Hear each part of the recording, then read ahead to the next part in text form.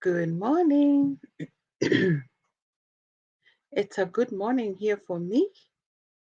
Good afternoon to some of you, and good night to those who are going to bed. How is everybody doing? Happy Tuesday. How's the week going so far? Are you making any progress, or do you feel like you're stagnated? Are you having some challenges like me? uh, Challenges are always there, but we always have to push through. Yes, we are only 3 days away from the end of the month, and we keep on pushing. We keep on going strong, despite the challenges that we have on the way.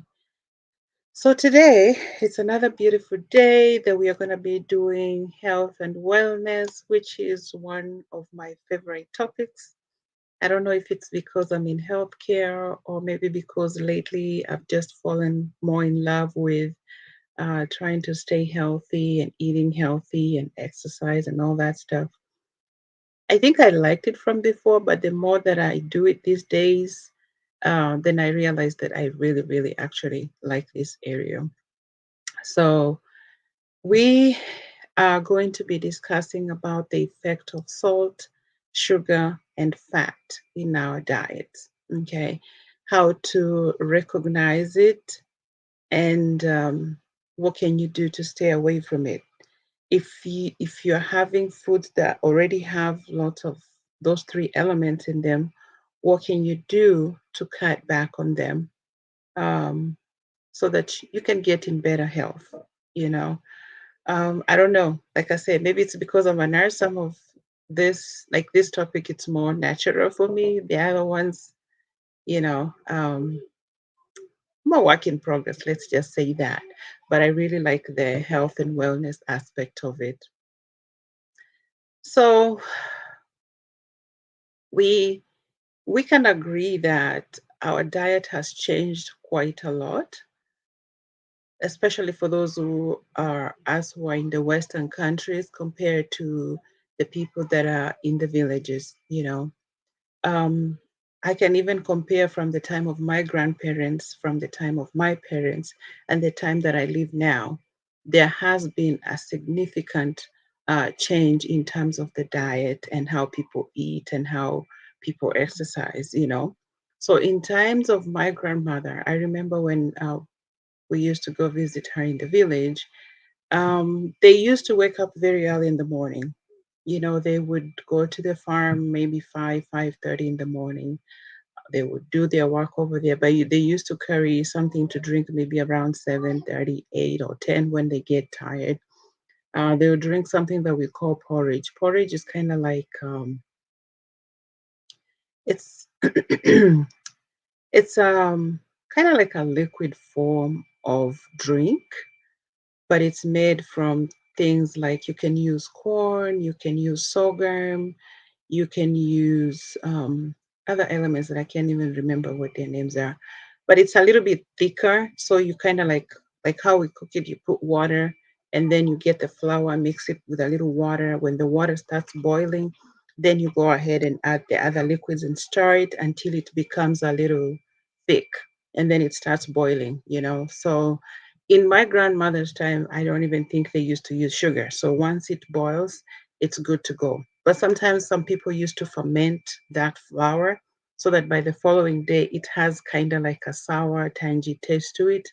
In our times, people just try to add a little lemon to it. So yeah, that's what I remember my grandmother doing. They would wake up, carry all their cultivating items to the farm. They would take a little porridge with them, and sometimes she would take like sweet potatoes or some kind of potatoes that they could eat along with um, the porridge, or sometimes even just leftovers from the night.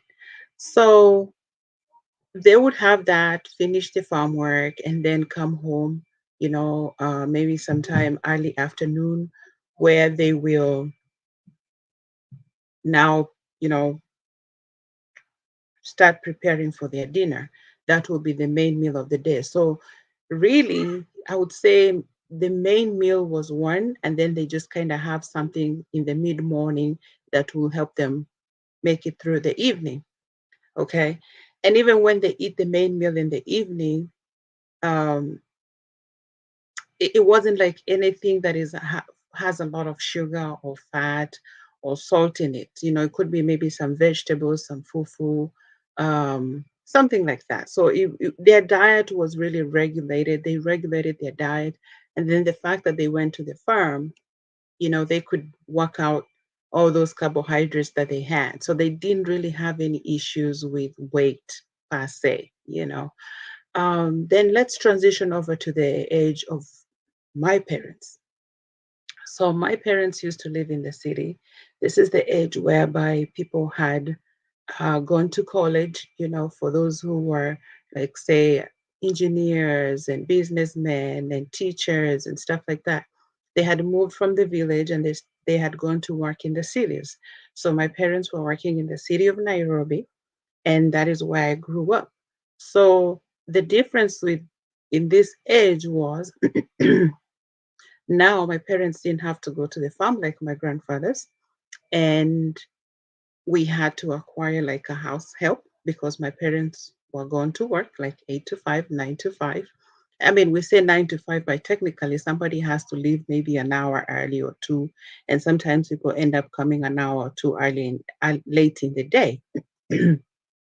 So this means that somebody like my mother, I remember she used to go to she would go to the market on Sundays, and she would purchase what we need for the whole week. And I'm not talking about the supermarket. She would go to the market where it's an open market where people sell their tomatoes and vegetables and whatever it is. So she would go do a whole bunch of groceries for the vegetables and bring those home. So then she can, she apportions that for the rest of the week, of course. Um, then my dad would also go to the supermarket where she would get like the flour, the rice, the sugar, all these other things that the processed stuff pretty much that go into the stores. So we started going away from what like my grandparents used to eat, and we started having a little bit of the processed food. This was like after World War II, more men and women started going to work, and the processed foods came. I mean, people started eating more processed foods. Okay, so um, more floury things, like the flour that we used to make the flat bread, the tortillas, and stuff like that.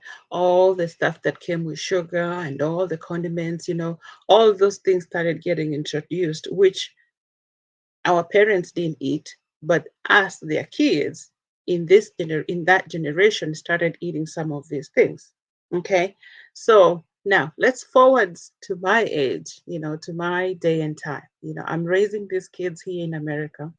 I don't have a farm. You guys know about Sister Mercy over here that is actually showing us some of the vegetables that she is growing in her backyard, and I think that is really, really awesome.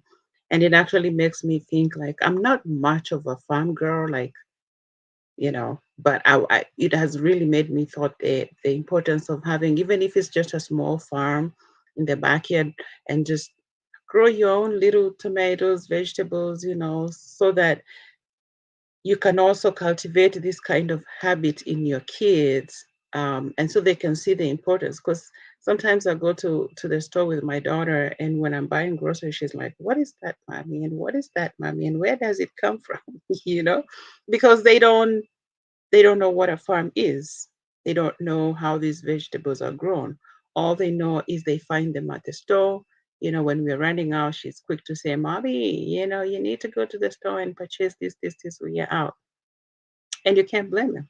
So, like in this society where we live, I don't know about other parents, but I have a challenge with my daughter. She's only 6 years old, and she does not like vegetables, not at all. So I am really working hard, and please don't judge me. These are my struggles as a parent. Some people are quick to say, how can you let your kids eat that? Well, that's my struggle and that's my challenge, and I'm working on it.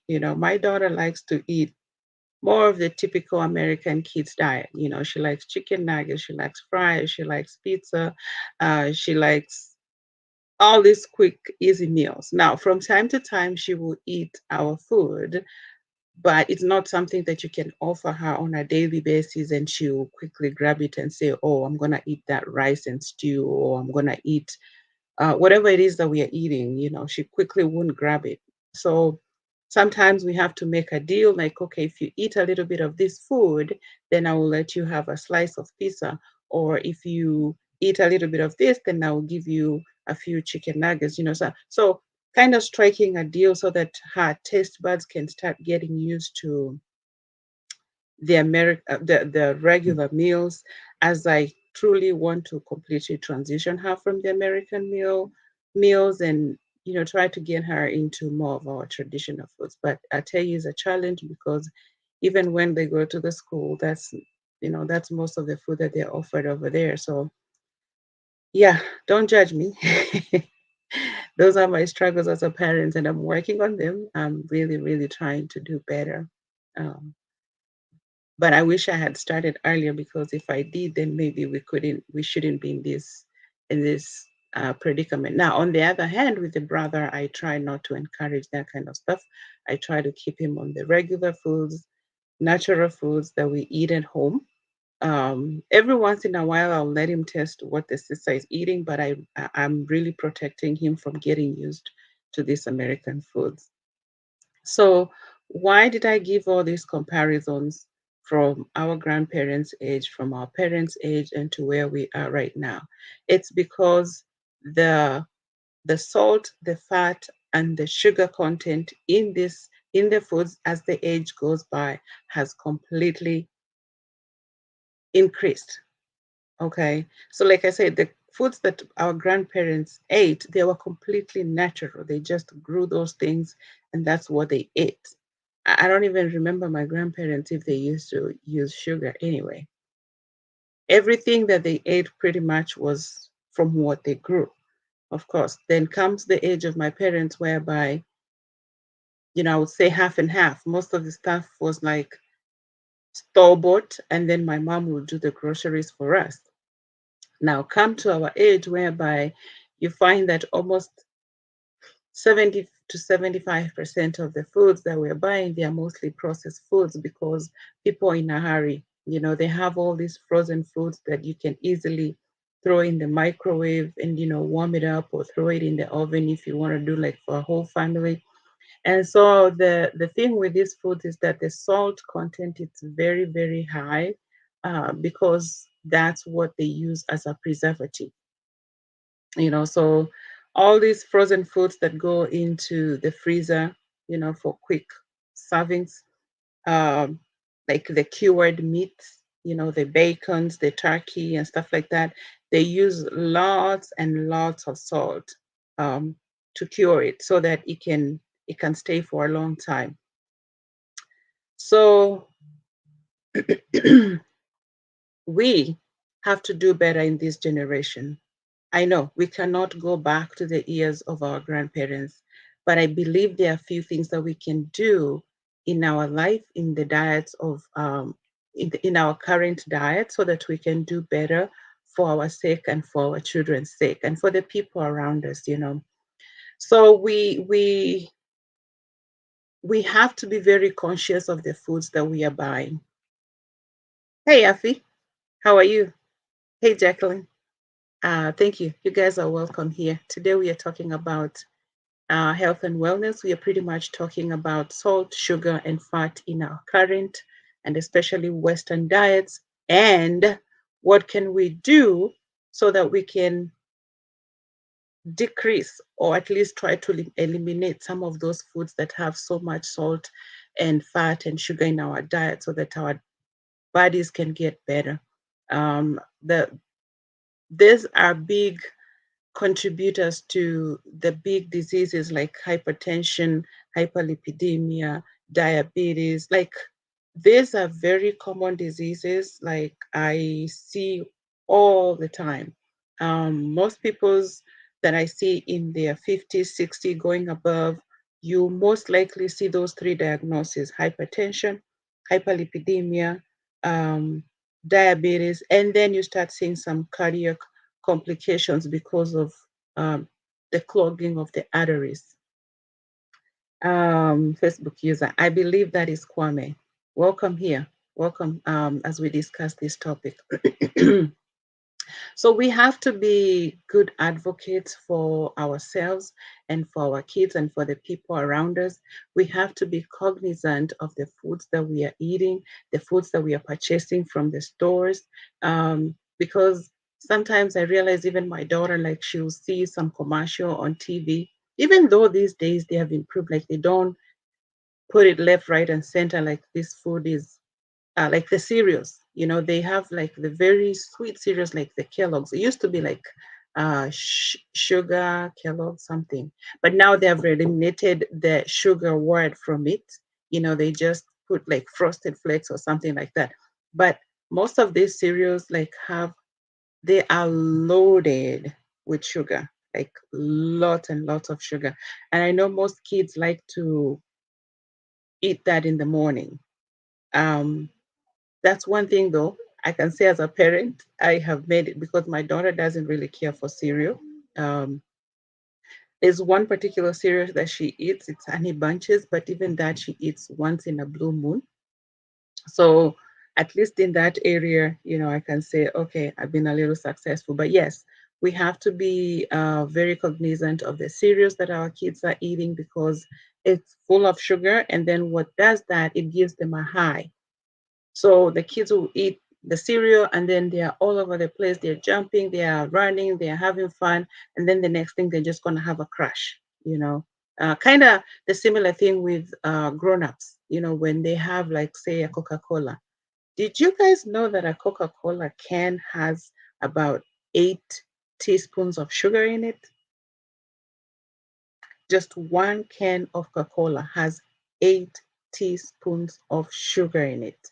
Now, according to the CDC and the health, the American standards, it says that you're supposed to have at most 9 spoons of sugar in a day. So that means, like, if you're gonna have a can of Coca-Cola here, and then you have a slice of cheesecake here, and then you have in the morning you eat some, say, pancakes and pour some syrup on top of it.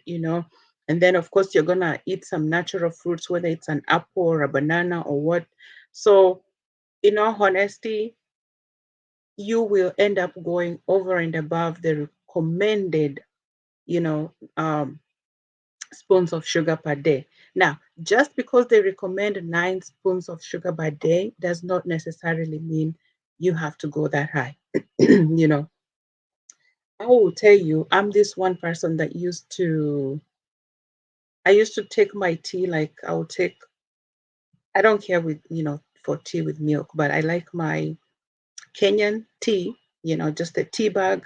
I put some water and a lemon. And then I used to bring, is it molasses or something? I forgot the name of it. And then I would just drizzle all around and I'll be drinking. That's it. And I'll be lying to myself. I am having a healthy drink. It has lemon, it has no milk. But the truth is, the moment I start putting that sweet stuff in it, then I've completely messed it up. And then the effect that's going to have on my body is that I'm going to have a high plus the caffeine in the tea and the sugar, that's going to give me a high that's going to last maybe a couple of hours. And then the next thing, boom, I'm going to crash. So people wonder why, like, oh, I just had a cup of coffee. You have a high for 1, 2 hours and then boom, you go down. And then people start looking, oh, I need something sweet. I need a pick me up kind of a thing. It's because the American diet is really messed up. I don't know about other parts of the world. I haven't traveled that much, but I can't imagine that it's a whole lot different from what we have here, you know. So I'm not saying people shouldn't enjoy their coffee. I'm not people saying should enjoy their tea, but I'm just saying like we should be more cognizant and be more on the lookout of all the amount of sugar, amount of salt, and amount of fats that we are having in our diets. Because with time, whether we like it or not, if you keep on having that high amount of sugar, if you keep having that high amount of salt, if you keep having that high amount of fat, guess what you're going to have? You're going to have diabetes for sure. You're going to have hypertension because of the salt. You're going to have fat. I mean, you're going to have cardiac issues, cardiomyopathy and stuff because of the amount of fat in the diet. Those are three guaranteed things. And yeah, when I used to be young, I used to tell myself, I can eat anything, maybe say in the last 10 years or so. But now that I've gotten older, I realize, oh my God, when I saw my PCP for my annual physical, and she's like, Elizabeth, you need to work on A, B, C, D. Because if you don't do the next time you come over here, I'm going to put you on this medication and this medication. And I'm like, oh, oh no, that is not happening. So I have really, really started to work on my salt intake. So I'm very, very, very careful, even on the amount of salt that I put on my food. My family is having to get used to it because I've really cut back on the amount of salt that I put on the food. That includes even the Maggie cubes, because those Maggie cubes really have a high content of salt. Those were my favorite to go to. Sometimes I used to put up to three. Yeah, I know. Don't judge me. But I've cut back to one. Okay, and if necessary, then I'll add regular salt. But I've really cut back to one because I realized the salt content in those Maggie cubes is really, really high. And then the sugars. We've already talked about the cereals for the kids. For the grown-ups, we've talked about things like coffee, things like cake. I know cake is really mainly for the kids, but grown-ups take a bite here and there. Things like even things like ketchup, they have lots of sugar. Things like the tomato, like the pasta sauce that we use in the pasta.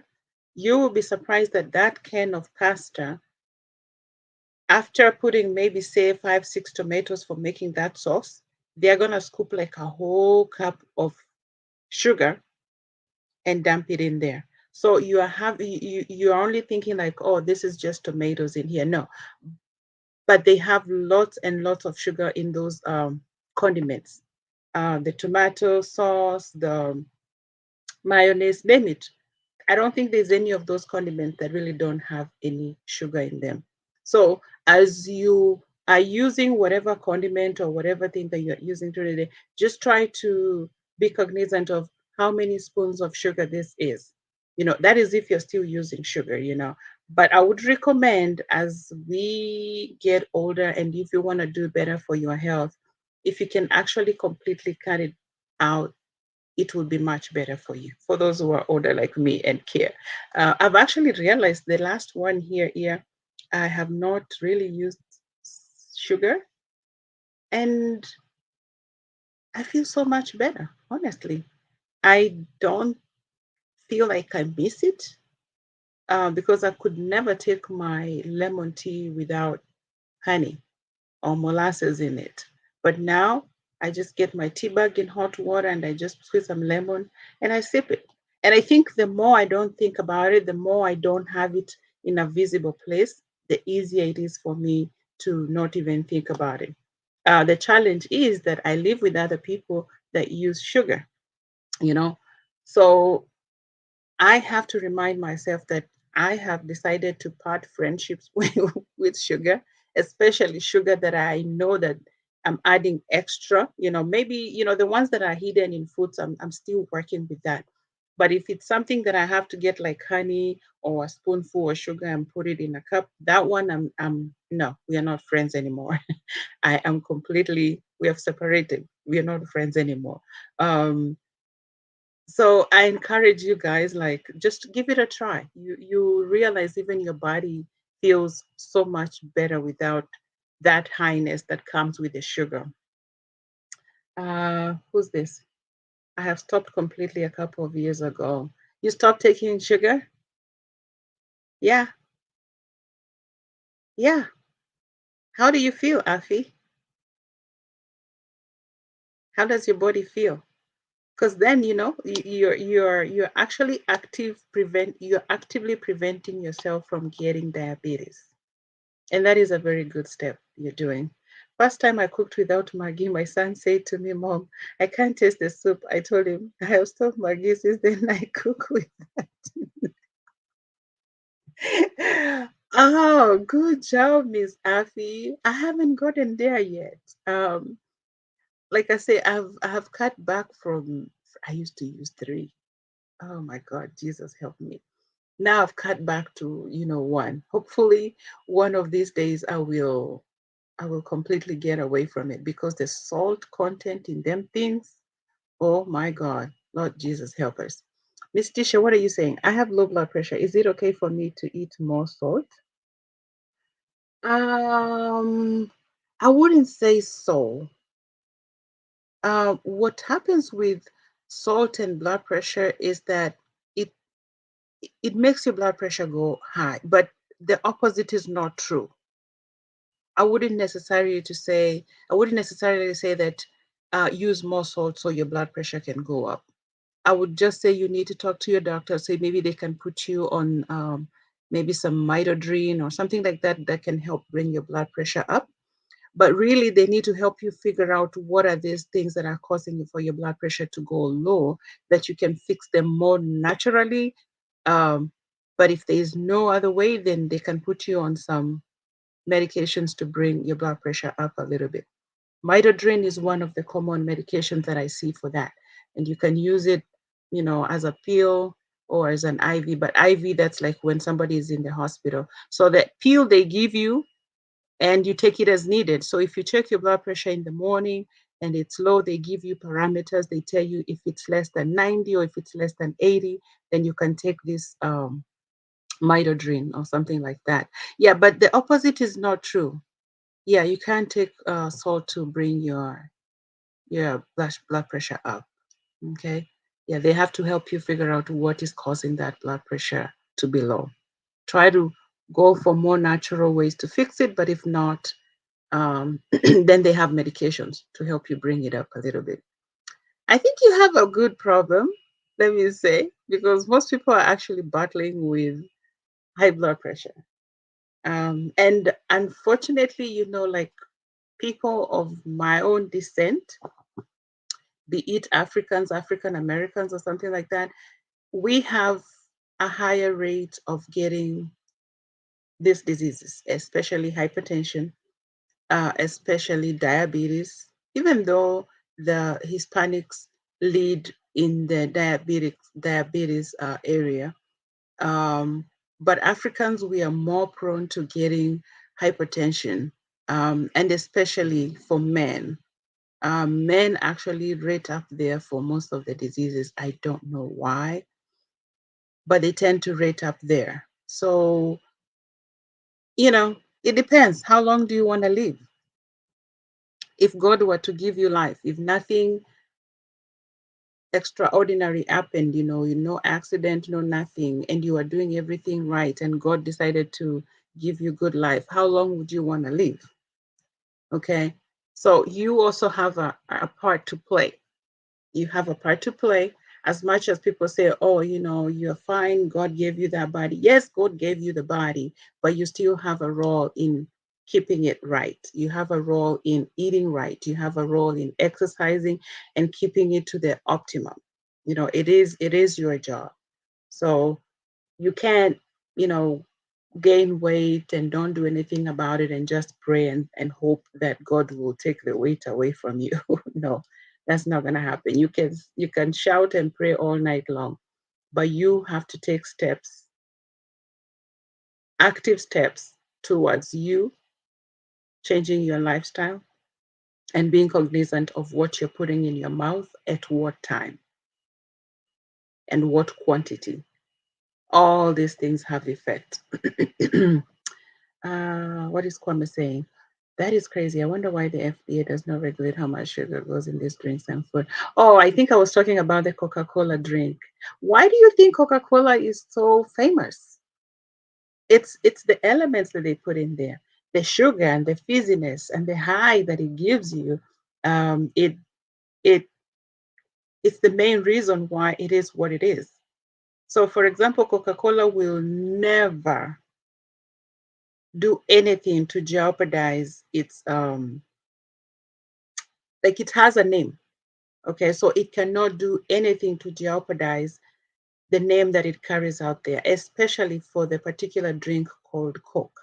Now, Fanta and Sprite and all these other ones, people drink, but I don't think people are as crazy about those other drinks as they are with Coke. So they would never mess with that. Even if the FDA knows that this is not good for people, they know. But it's kind of like a thing that goes in circles. They have to make their money, they have to keep the jobs for people. And guess what? The hospitals have to stay open. Unfortunately, people have to keep jobs, doctors have to get jobs, nurses have to get jobs. And so it is your job, it is your role as an individual to decide, do you want to be part of the cycle? The buck stops with you. You can either choose to be part of the cycle or remove yourself and do something different. Okay, because the FDA, the Coca-Cola, the whatever pizza company or whatever it is, they are still gonna keep doing what they're doing. Okay, they have a market to keep up with. They are all money hungry. They want to make their money and want to keep their name in the market. So you choose. What do you want to do? What do you want to do with yourself? Because guess what? Your health gets bad, you become debilitated, the world keeps going on. Coca-Cola is still gonna be there. The pizza company is still gonna be there. Whatever company it is, they're all gonna be out there. They're still gonna be making their money. Whether it's for the processed foods, whether it's for the sugar foods and whatever, they're all gonna be out there. So you choose, what do you want to do with yourself? Do you want to be part of the cycle or not? If you don't, then remove yourself and try to do things different. What do you say? God helps those who help themselves. It's a mindset change which results in a lifestyle change. Yes. You have to have a mindset shift. Hello, Sister Amma. I see you here. I'm glad you're talking about this mindset shift. I tell you, there is nothing that has really worked for me as the mindset shift. That is the beginning of everything. Sometimes you just think like, oh, this is just something I can do on my own. I'm fine. Whenever I get ready, I'll do it. But if you haven't worked on your mindset, then you're most likely going to fail. You're most likely not going to achieve that change that you want to make because you haven't adjusted your mindset. And you have to know that, okay, in this journey you're going to undertake, what are some of the potholes that you're going to encounter along the way. And if you figure out what potholes you're going to encounter along the way, you have to proactively start thinking, okay, if I encounter this, then what do I need to do? If I encounter this, what do I need to do? Start thinking proactively, you know. But mindset, yes, it's a big whole thing. Lifestyle, yes, we have to start thinking differently from what the society tells us. The society tells us, like now, for example, the fruits. Um, they have like when you go to the store, like they have this thing where they have like a fruit medley. They'll put different fruits together. Um, and the recommendation actually is you're not supposed to eat a mixture of those fruits like that. If you're gonna eat any mixture together, it's just like berries. Berries are acceptable to eat, like strawberries, blueberries, blackberries, raspberries. You can have those together because they are family of berries and they get digested differently from an orange gets digested, from the way a banana would get digested. Okay. So I would have rather discussed that topic at a different time, but because it just came up, I will just throw it out here. We have to be um, cognizant of what fruit you're eating, and you can't eat fruits after you eat your meal. That's a big, big no no. If you're going to eat a fruit, you want to eat a fruit um, before a meal, say 30 to 45 minutes before you have your meal. That would enable the fruit, whatever fruit that you ate, to have processed and gotten out of the way before the food gets in. When you do it the other way, when you eat the food, which is what actually most people do, even when you go to parties and stuff like that, people will bring all these kinds of foods out and people eat, eat, eat, eat, eat. And then all of a sudden they'll now bring all the sugars in terms of the cakes, the juices, the whatever, and the fruits. And and so people will be mixing all these kinds of fruits. And then when that hits the stomach on top of the foods, you're really doing your body, even your stomach is just wondering, like, what is going on here? Can I have a break? Because they digest differently. So, just from an educational point of view, just be mindful for the fruits, what time you're eating it, at least 30 to 45 minutes before you eat your main meal, preferably even longer. Just maybe have it as a snack by itself and try not to mix apple, banana, blueberries, only berries you can have together. But these other ones, just try to separate them because they do digest separately, differently rather. And then, of course, drink water, water, water. Of course, you don't want to drink water right after your fruit or water right after your meal. You always want to space that out. But I'm just saying the importance of having water to flush your system. Who's here again?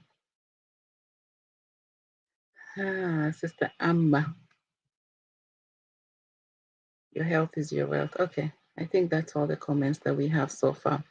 Yeah, so we were talking today about the salt, the sugar, and the fat, and the fact that these are the three main things that end up causing hypertension from the salt, diabetes from the sugar, and cardiac issues from the fat. Um, I will tell you, I've seen a patient who, oh my God, he had all this. And coupled with that, I think he was also African American. So they had the diabetes was so bad that they had amputated both of his legs. Okay. And that is with the diabetes. Then with the hypertension, his blood pressure was off the roof. So they had been trying to control it and it wasn't getting anywhere. So the last time I had him, they had to start him on dialysis. And this is a young guy. I mean, I'm talking about 60. If you're in your 70s, 80s, I'll probably understand. But this guy is just in his 60s. He is still young and full of life. So they were starting him on emergency dialysis. He already has like both legs are amputated. The diabetes is completely uncontrollable. He has had like 4 open heart surgeries because, he's, yeah, let me not just put it all out there. But I'm just saying, like, these three things will bring lots of problems in your life later, if not sooner, if you don't start addressing them now. The sooner you start addressing them, the better. And guess what? You are not special because some people try to look at it like, oh, I'm not like that. I don't do that. I don't eat that. We are all human. And if you eat this same food that everybody else is eating and you're not making any changes in your lifestyle, in your health, and what you eat, guess what? You're going to be having the same problems. You're going to be having the same problems. I kid you not. And especially for our men, I know our African men, I don't know about others, but men in general don't like to go to the doctor. Like my husband, I literally have to, this month I've literally had to make his PCP appointment. I'm like, you got to go. The year is coming to an end. It's been a year since you saw your doctor. You need to go. You're not any younger. And guess what? You need to go so that if there's anything going on, we need to attack it now. Just because you feel okay does not mean necessarily the inside of you is okay. Okay. So you need those kidneys checked. You need the thyroid checked. You need your blood work checked. You need all these things checked so that you can know where you stand. So that whatever it is that you need to fix, you can start fixing it. Just because you feel like, oh, you woke up, I feel, don't let that deceive you. Don't let that deceive you. You need the true numbers from the lab work. What is this? Can I eat fruits? Yes, of course. You want to eat fruits on an empty stomach. Fasting in the morning is even much better because the environment is just perfect for that. That is why I was saying like you don't want to eat fruits after you eat your food. So like for example, don't don't have your oatmeal. Like I know some people like to put blueberries. That combination doesn't go together. I know it sounds good, blueberries in your I used to do it too. Blueberries in your I just said it and it just went up. Oatmeal. I used to like putting some oatmeal and putting some either raisins in it or cranberries or blueberries. But two things. There is extra sugar in those raisins and cranberries, And secondly, these are fruits that should not be going together with the oatmeal. So if you want to enjoy the oatmeal, just enjoy the oatmeal by itself. At a later time when you want to have a fruit, then you can have your blueberries or whatever that is. Yeah, but yes, you definitely want to eat your fruits in the morning on a empty stomach. That's just the perfect environment for the fruits. Please explain that about oatmeal again. So the oatmeal, I was saying like I was a victim too. I used to like oatmeal and then I'll put my blueberries in it or some kind of berries in it so that it can give me a little sugar, especially when I started getting away from because I used to, oh my God, I used to I used to make oatmeal, then I would get condensed milk. You can imagine the sugar content in that condensed milk, right? So I'll make my oatmeal and I'll tell myself, oh, I'm eating healthy. And then I'll take the condensed milk, ooh, put a couple spoonfuls in there and the thing will be sweet, and then I'll take my blueberries on top and put on it and I'll be munching and I'm telling myself, oh yeah, I am doing so well. No, that is all wrong. You do not want to mix any fruits with your oatmeal. If you're going to have your oatmeal, have oatmeal by itself. When you get ready to have fruits, like I said, fruits, you can't do a fruit medley. The only fruit medley you can do is the berries, like strawberries, blueberries, raspberries. Those ones, they're berries. You can have them together. But when it comes to like banana, orange, apple, or whatever, you do not want to mix all those things together. You want to eat them separately because they process separately when they hit the stomach. Yeah, so you do not want to put your oatmeal and your blueberries and like I used to do, put a little bit of more condensed milk in there and lie to yourself that you're actually having a healthy breakfast. No. Been there, done all that. Oh, you've done that too. Yeah, I used to lie to ourselves like, okay, you're having a healthy meal because oh, it's just oatmeal and you're just throwing some fruits in there, you're not putting all these crazy sugary things in it. Yeah, but the truth remains that that's still sugar. I think the misconception we have is that because it's a fruit, then it has no sugar or it's okay, it's natural sugar. It's okay, it's a nice fruit, but then it still counts towards the amount of sugar that you can have in a day. Like I said, the CDC, FDA, them they recommend 9 spoons of sugar a day. That is part of the Western American diet. Now, 9 spoonfuls of sugar is a whole lot. Just like I told you guys, the Coca-Cola can has already 8. So imagine if you have a can of Coca-Cola with one meal, then already in the morning you had your tea with sugar, then you've had your ap- apple, and maybe you've had your banana here. And by the way, guys, did you guys know that bananas have like very high sugar content?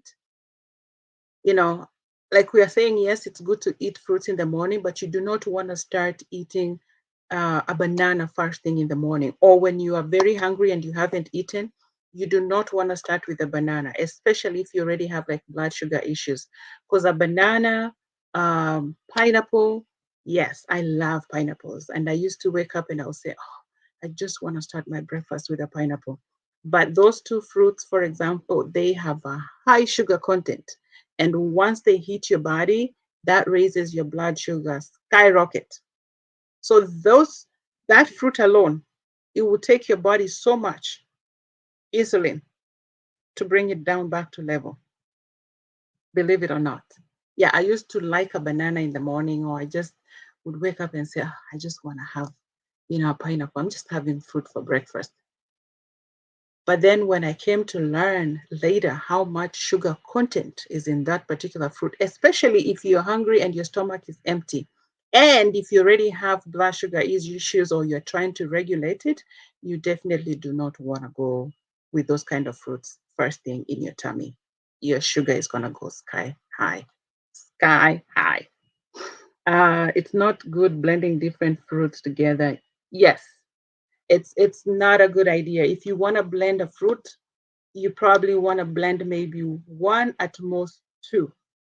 When you want to do all that mixture together, it's the same thing. It's kind of like how you would have eaten them, but they hit the stomach separately, differently. So you don't want to do a mixture of fruits. If you want to blend maybe one or two items. So if you want to do, say, maybe a watermelon and maybe add maybe a banana, or just whatever combination, but I wouldn't advise to blend more than two fruits. It's the same concept as you would have eaten them, and the way they get digested is different. So you don't want to do that. You don't want to do that.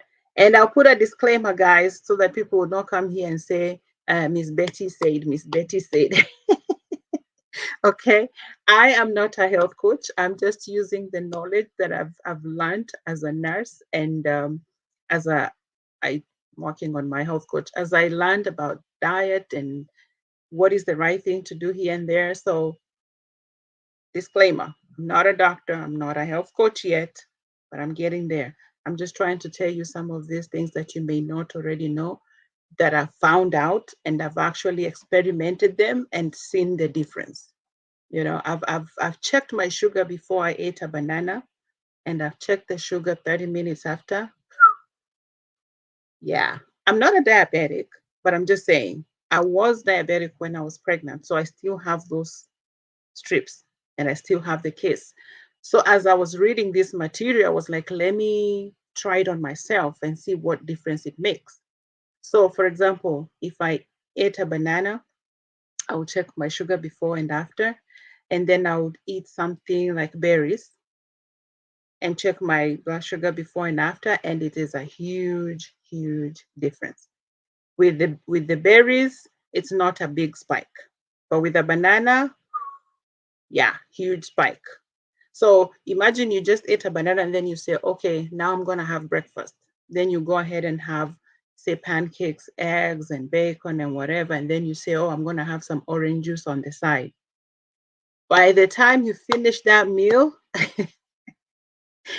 your pancreas is wondering what it's gonna do with all that sugar. It's just, yeah. If it had a mouth to speak, it would say, "What the hell are you doing to me?" Because that's a whole, and that is like typical American breakfast.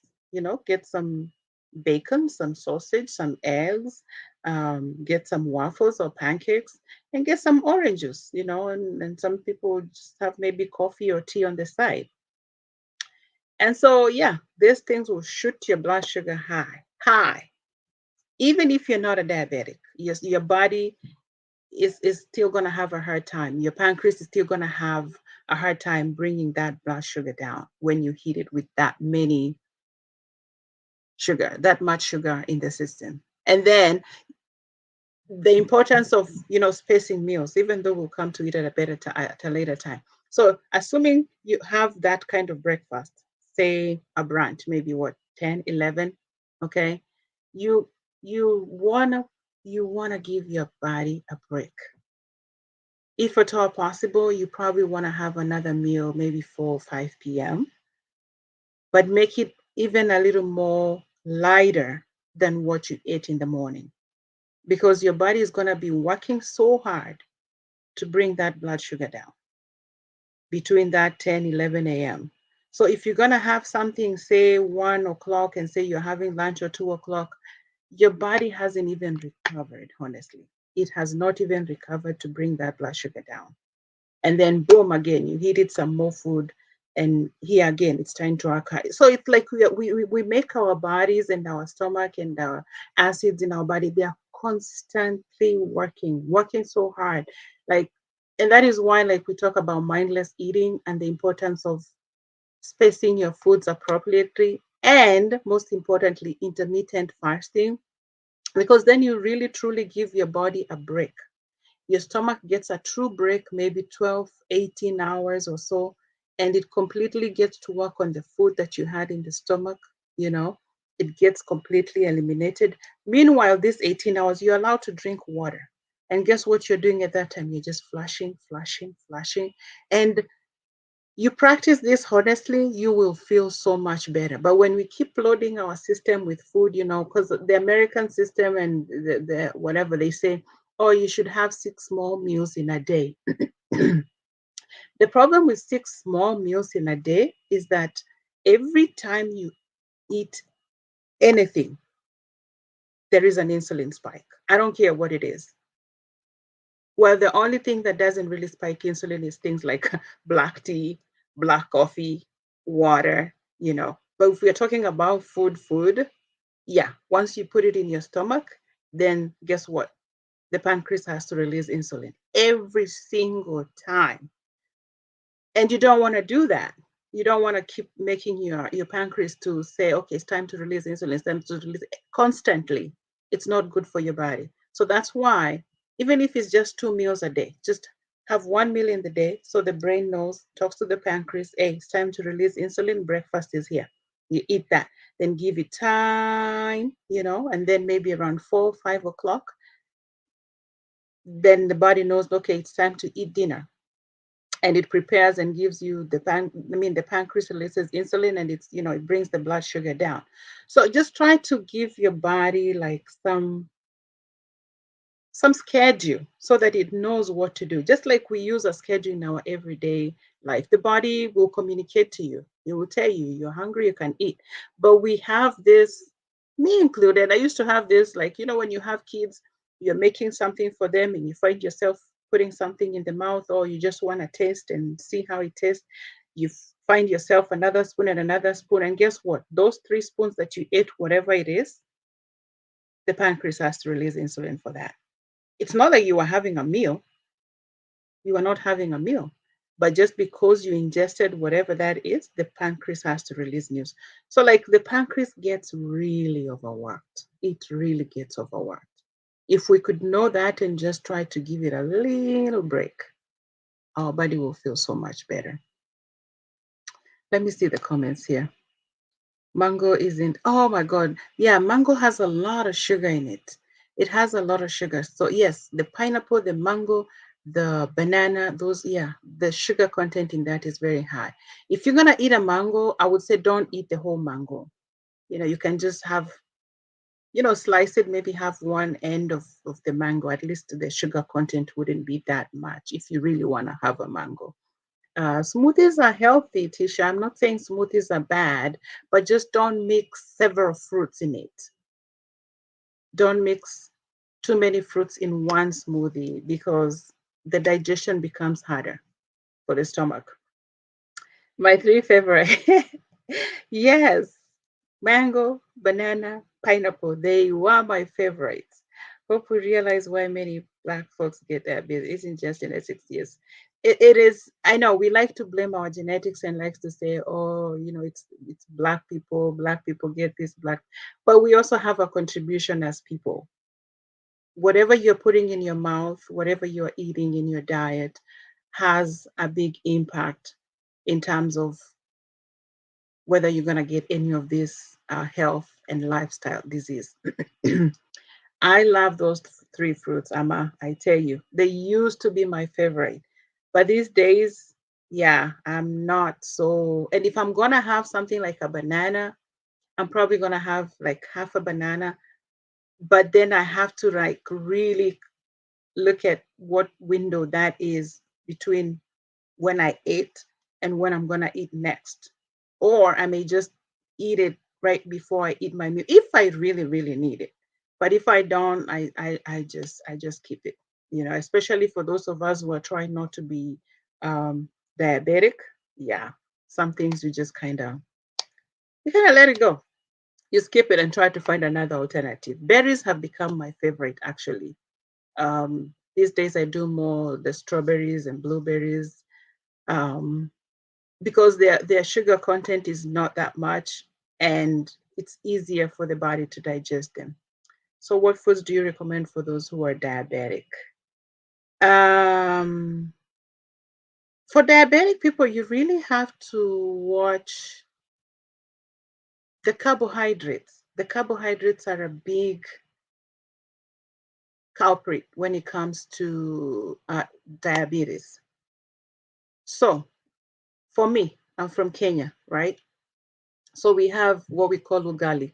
Ugali is like fufu. Okay, we don't pound it, but it's cornmeal, and we just it has no taste really. It has no taste. But this is what our grandparents grew up with and our parents grew up with. And you kind of grow up with it and you're like, oh, okay, this is kind of part of a diet, which really honestly these days I don't care much for because it has no taste and it has no nutritional value. So things like fufu, things like this processed flour, things that you make like from tortilla, things that you make from um, flatbread, like in my country, we call it chapati.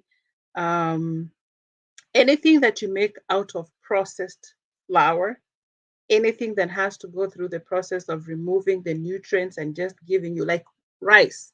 Rice is a number one thing that is not really helpful at all when it comes to a diabetic person. Now, I know they try to encourage like eat brown rice because the nutrients are still there, but for a diabetic, even brown rice is going to raise your blood sugar. So you really need to cut back on your carbohydrates, even the starchy carbohydrates like things like potatoes. Okay, potatoes have lots of carbohydrates in them, whether it's the sweet potatoes or just the regular russet red potatoes. They have lots and lots of carbohydrates in them. So diabetics, you want to stay away from that. I would encourage for a diabetic person to get your body to get used to more vegetables, um, whether it's cooked or raw.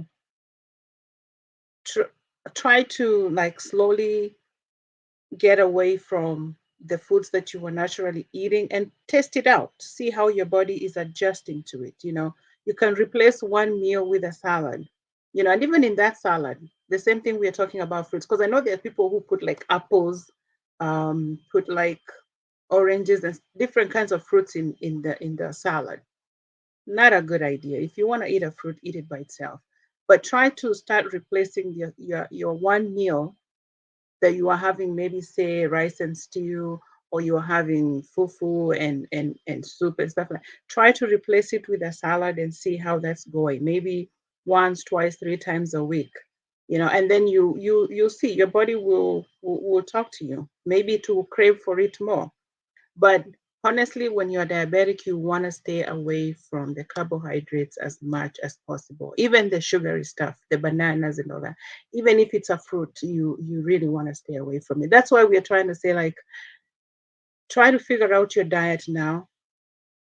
Put your body through the test now when you don't have the disease yet. Because when you get it, then it's so much work to to maintain it, like to not maintain it, that's not the right word, like to keep it under control. It's so much work to keep it under control. You just want to work your body now so that it can get used to no sugars in the system, no carbohydrates in the system, and try to stay away from the diabetes, at least for the longest that you can. At least you will know that you put some work in it and it produced some fruits. Manson Dawama. What did you say? Take it in the morning. Okay, thank you. You're welcome. You're welcome. Yeah, so today we were just talking about the salt, the sugar, and the fat, and the fact that these are the three leading things that cause blood pressure, diabetes, cardio problems. I can't even imagine somebody having a open heart surgery 4 times before they are 60 years old and already having both legs amputated and they're already on dialysis at 60. You can't even get to enjoy time with your own kids or even with your grandkids if they're in the picture. And then on top of that, you can't even work. How are you going to work when you're constantly going to dialysis Monday, Wednesday, Friday, or Tuesday, Thursday, Saturday? How can you work? You can't work. So let's just try to work on our bodies now that we still have the strength, that we still have the knowledge, and don't just say, oh, I feel okay. And that means nothing is happening on the inside. Make your appointments, see your doctors. The year is coming to an end. If you have not seen your doctor for the year, if you have not done your annual physical, this is the time to make your appointment. Go see your doctors. The sooner they can catch it, the earlier you can fix it. If it takes too long, then sometimes the doctors, they don't have an option. They don't have a choice. But the sooner you can catch it, your doctor can help you, work and regulate whatever that is so you can bring it under control. You know, how long can one stay from carbohydrates? You can stay from carbohydrates as long as you want. It's just because our society and how we were raised up and the foods that is available tends to be more carbohydrate, but you just have to put a conscious effort, okay? If you really, really want to stay away from the carbohydrates. If you're not a diabetic, you can still have a small portion, if it's that brown rice or whatever. But if you're already a diabetic, you definitely, that's not your friend. Your friendship with carbohydrates is finished. But you want to make it a lifestyle. Don't just say, okay, I just want to stay away from it. You want to blend it into your life so that it can be part of your lifestyle. Okay, so for example, the rice. Like I say, I have a family, so I can't just say I'm not buying rice in this house. If I was by myself, I'll probably say, okay, no rice in this house. I can stay away from it. But I have people that still eat rice, even though I'm encouraging them to move away from the white rice towards the brown rice because, it's a little bit more healthier if you still want to have rice. But it's just to be conscious about it and to constantly remind yourself the effects of this. Of course, you're not going to see the effects of the carbohydrates in a month or two, but in the next 5, 10 years, you're going to see the effects of those carbohydrates in your system. So I would say try to experiment things in your life, take away some and try to introduce some healthy ones and see how that goes because you want to make it a lifestyle, something that you can be able to sustain for a long time. You just don't want something that, oh, I'm just kind of like how people say I'm on a diet. Diet is something that people just do for a short while and then it works for a little while and then boom, they find themselves getting back in their old ways. But you want something that is more sustainable, something that you can do for the long run because you if you go back to the carbohydrates, you're going to go back to the same issues. So yeah, it just depends with you. If it's something that you realize that it's going to help you in the long run and you want to try it, experiment with your body. Take something out, introduce something healthier, and see how that feels. Of course, you just don't want to, boom, shut down everything at one time because then you crave it more. The best way is to remove one thing and introduce one good thing and give your body time to adjust to that. And then you remove another and introduce another one then your body, slowly adjusts to the different thing that you are introducing. Um, Amma, can you eat these fruits in moderation as long as you exercise every day? Exercise is good, because especially when the blood sugar is high. With this Abina? Abina. Yeah, exercise is good when you eat fruits. For example, like if for somebody that is a diabetic, if they're able to walk, what you want to encourage them, for example, if they check their blood sugar and is high, you want to encourage them to walk around, okay? Because that then helps the sugar to circulate through the system, and the pancreas is able to work on it better. So the same thing, if you're gonna eat fruits, you can eat in moderation, but yes, the exercise is gonna help that sugar to circulate, and the pancreas is gonna work on it better. Yeah, you're right, Mr. Bina. My stepdad is a case study. He is diabetic, but he has controlled this disease for many years with the exercise. Yes, yes, yes.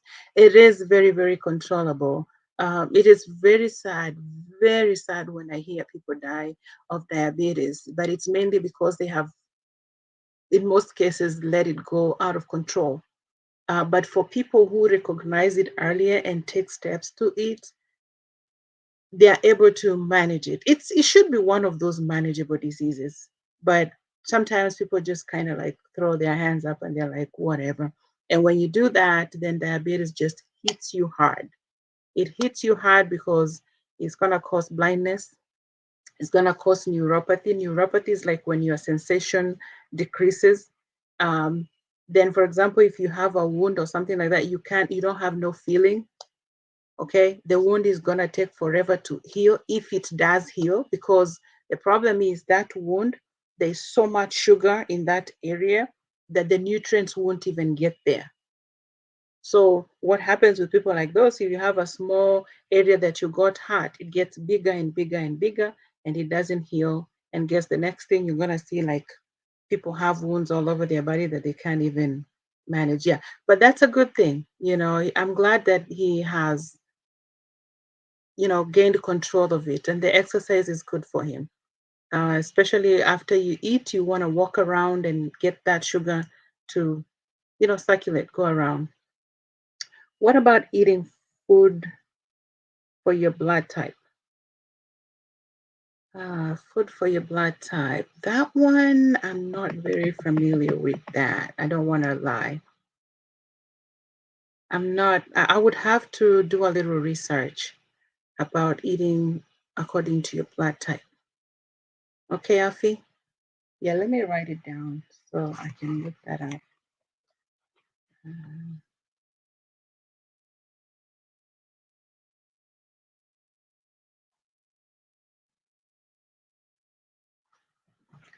all right. Emma, I've been into the problem is actually the combination of carbs with high fat and protein. Our traditional diet didn't have fat and protein. Are you answering the carbohydrates question, Emma? I'm assuming you are. Yeah. All right, guys. I hope that the session today was helpful. I hope that this will trigger us as individuals and also for the people in our life, so that it's a wake-up call, and try to take control of the things that we can while we can. We have to consciously make time to make the changes if you want to see yourself in a better position, in the next 5 to 10 years.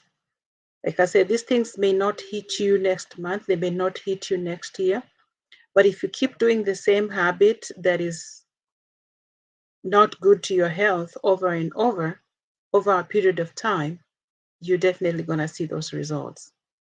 So my job here is to encourage you. I'm also on this journey. I'm also on this work. There are things I'm learning along the way. So if I learn something and I can share, and I can encourage somebody, and I can help you to do better, That is all I need. That makes the whole difference to me. Okay. Yeah. So things like diabetes should not be stealing our loved ones. It is one of those diseases that is very, very easy to control if you find out early about it and you follow through with what your doctor recommends and the correct items that you need to eat in your diet. But if you have a tough head and you think like you got this, the doctor doesn't know what he's talking about, your body still feels okay, then it's likely gonna hit you hard down the line. I'm unable to go walking. What about swimming? If you love swimming, why not? I wish I knew how to swim. It's one of those exercises that is very good for your whole body because you're using your arms, you're using your legs, your whole body. So you're shaking everything underneath there. So if you're able to go walk, if you're able to swim, why not? So for me, I've been doing walking, and actually, I was telling my husband because yesterday we went walking, and by the time we came back, it was so dark. We used to go at 7 and come back at 8. Yesterday, we ended up going at 7:30. By the time we came back, it was so I was like, you know what? I need to start figuring out something that I'm gonna be doing at home uh, for for this season until the weather gets better because I'm gonna sabotage myself if I don't start figuring out now what it is that I'm gonna do to make up for the time that I used to go for the walk. And yeah, so I have been looking up some videos that I can do online. Guys, if you have something that you can share with me, some of those Zumba with African music and something like that. I'm looking for something like that that I can just put at home and just work out. Because the weather is yeah, in a month or so here, it's gonna get bad and nobody's gonna want to go out there. And I don't want to sabotage myself. I want to make sure that I keep up with my exercise and I can just do it at home in the comfort of my house. All right. I hope this was helpful today. All right. So, for those of us who are eating too much carbohydrates, let's go consider that. Try to see what it is that you can substitute with your rice or with your fufu, um, and see how that gonna make your body feel. I promise you, if you try some of these things for 2 to 3 weeks, at least 21 days, you will feel different. And once your body starts feeling different, that is, you're gonna start craving that nice feeling, and then you now have to go the extra mile to make sure that you're giving those right things to your body to keep you going. Alrighty. Alrighty. If we don't have any other questions, any other comments, I guess we can call it a day. I'm just trying to look through, see if I missed anything here that somebody commented.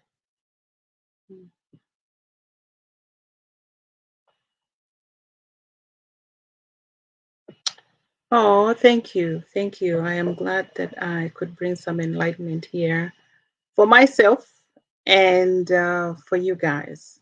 Okay. It is, it's work, and we have to do the work if we want better results.